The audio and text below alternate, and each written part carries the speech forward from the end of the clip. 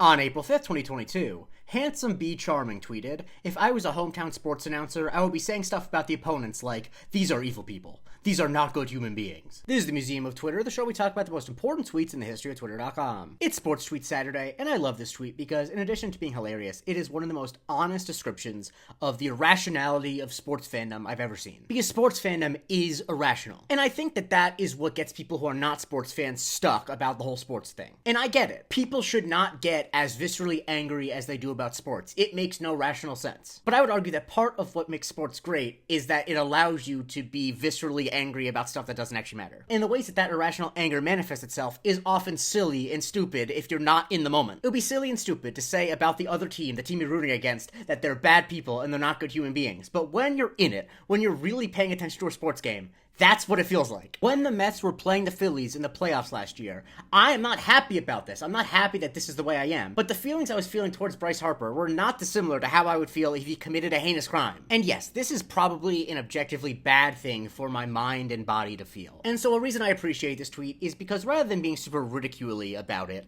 it makes light of it. It makes fun of it. Handsome B. Charming puts himself in the place of a hometown sports announcer, imagining him channeling these thoughts into a broadcast. And the humor comes from how silly it is when you put it this way. Even though on some level most sports fans feel about their rivals that they're evil people, that they're not good human beings, when you put it into those words and say it like that, it sounds silly. This whole enterprise is silly. We're watching people play children's games getting mad about it. And like I said, I know that that's where non-sports fans get stuck. They're like, yeah, you are getting mad about a children's game. What's wrong with you? But I would argue, as a sports fan who checks many, many boxes of someone who would not be a sports fan, that giving yourself over to that is part of the joy of sports. That on some level, if you can't let yourself irrationally hate the rival, you'll never get the real joy of when you win. Because I can say as a sports fan that I get almost as much joy from watching the teams and players I hate lose as I do from seeing the teams and players I love win. Alright, I've done my Jake tries to sell sports to non-sports fans spiel enough, let's look at some examples. One Dozen Rats at a Keyboard makes the point that all of women's college basketball has this energy, saying every fan lives and breathes that these are not good human beings tweet. And honestly, this is true. Women's college basketball Twitter is more vicious than you'd think. Coase posted a photo of the tweet saying, "On my couch watching the Chiefs." Last month, Jezzy said, "The Minnesota Timberwolves are evil people. These are not good human beings." Which is just a regular season game he's saying that about. That's how much he doesn't like the Timberwolves. The Belk Report, an account dedicated to Davidson University basketball, posted a screenshot of the tweet and said, "Whenever someone hits a 3 against Davidson, I'm calling them evil." Just a few days ago, Fred was making a point how you shouldn't root for the same teams in your college basketball conference during March Madness, which I absolutely agree about. He's a Big Ten fan and he tweeted, "I'll be watching Michigan and Purdue tomorrow, muttering, 'These are evil people. These are not good human beings,' over and over under my breath." Like, yeah, I root for University of Florida because both my brothers went there. I absolutely do not want Alabama or Auburn or Georgia to win just because they're all in the SEC. And much to my delight as a Mets fan, this is often said about the Yankees. Liam Fennessy quoted a video of Yankees fans booing David Ortiz and said, "These are evil people, these are not good human beings." When those Yankee fans interfered with a ball in the World Series, Dankel said, "These are evil people, these are not good human beings." And that relates to how some people have pointed out that actual announcers sound like this sometimes. Gabrielle Starr said that Larry Lucchino calling the Yankees the evil empire is like this. He was the former president of the Boston Red Sox. And Noah said that this is how John Kruk talks in the booth. John Kruk is a former Philly,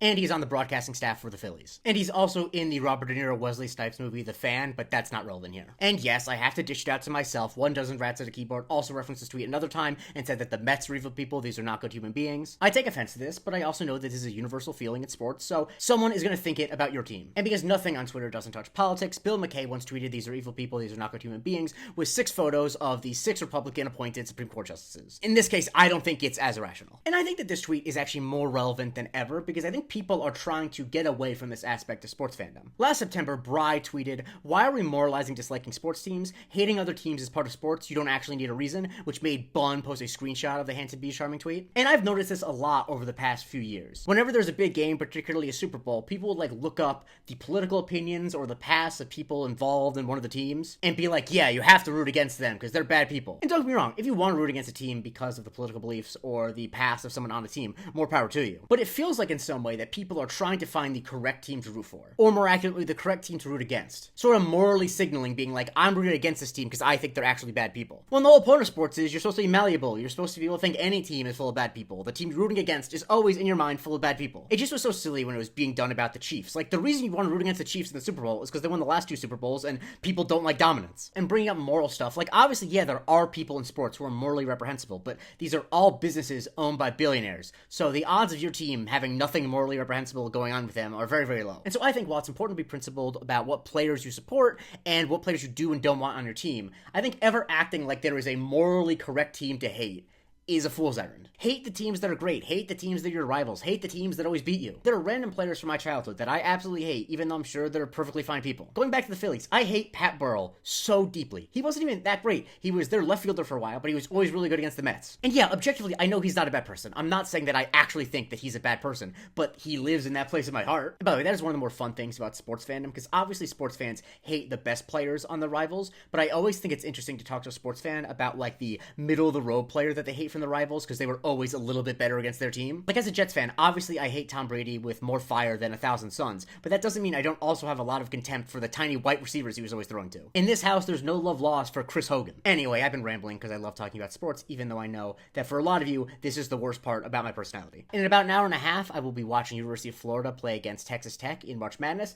and my opinion on that entire Texas Tech Red Raiders team is that it is full of evil people, full of not good human beings. Go Gators, go Gators, go Gators. Follow me for a new tweet every day, and consider subscribing at patreon.com/Museum of Twitter, where you get access to my Discord, where you vote on what I cover on Subscriber Sundays, and you can also watch the weekly Museum of Not Twitter.